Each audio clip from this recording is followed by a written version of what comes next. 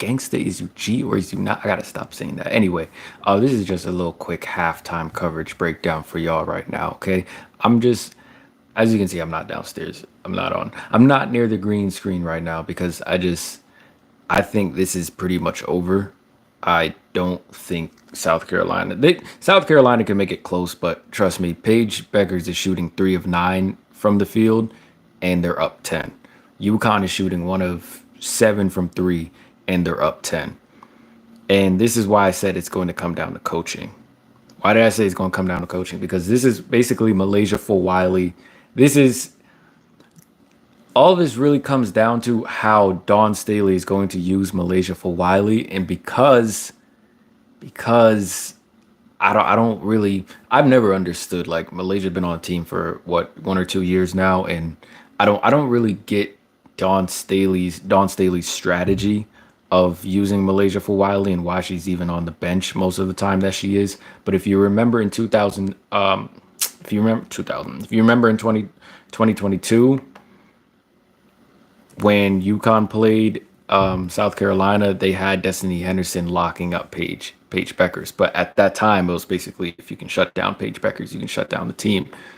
Paige doesn't have to do anything, and that's if you're a UConn fan, that's why you shouldn't be stressing at all right now. The only thing South Carolina can do right now is make the game close.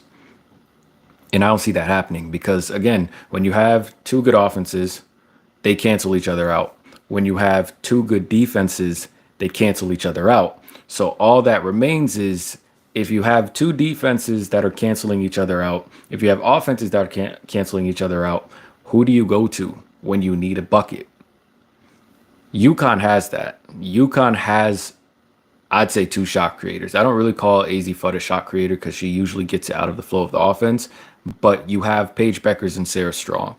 Who does South Carolina have in terms of shot creation? Not one person on that team can create their own shot. Not one.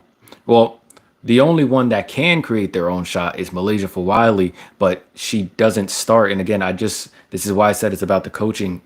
I don't know how Dawn Staley really uses Malaysia for Wiley. I don't know how she does it, so I don't even know whether to agree or disagree with it. But I do understand that Malaysia for Wiley is the only shot creator South Carolina has. So if the offense cancels out, if the defense cancels out, you need a shot creator, and South Carolina does not have a shot creator. And that's all that this game comes down to. If you don't have anyone to put the ball in the hoop for you, not one person. Like, I just watched Sarah Strong block the crap out of Raven Johnson. I just watched Sarah Strong block the mess out of Tahina Pow. Since when did Tahina Pow go up for contact layups?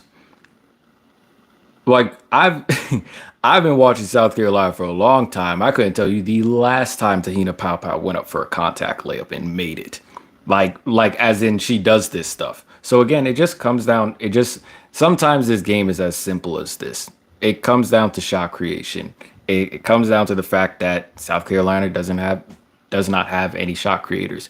UConn does. But again, if Paige Beckers, and this is why I said when everyone was going wild that Paige was going wild in March Madness, this is why I said Paige Beckers isn't going to get National Player of the Year, even though she had a nice season. She had 50, 40, 90 season. She's not going to get it because most of the time she was coasting this season.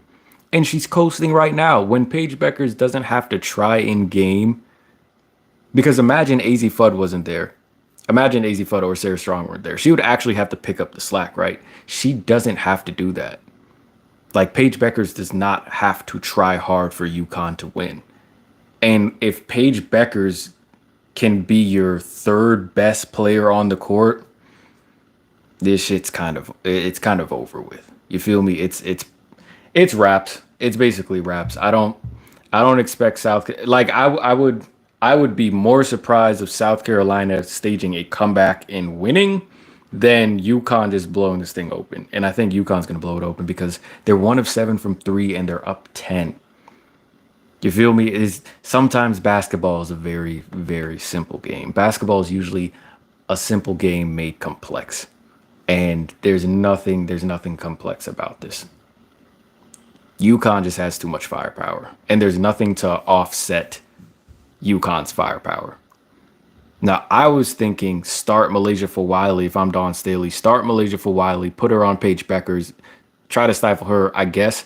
But then you're kind of wasting for Wiley if you're trying to stifle Paige Beckers because you have to worry about AZ Fudd and Sarah Strong. So you might as well just let Malaysia for Wiley be the focal point of your offense, right? But that's not happening. So again, this is just a little short live stream. Game's probably about to kick back on, but I don't see like this UConn has this in the bag, in my opinion. They have it in the bag.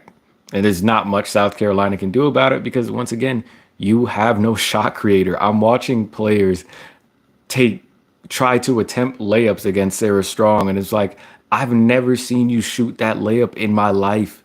I've never known you to be a person who slashes to the hoop and gets a bucket like this, contact bucket like this.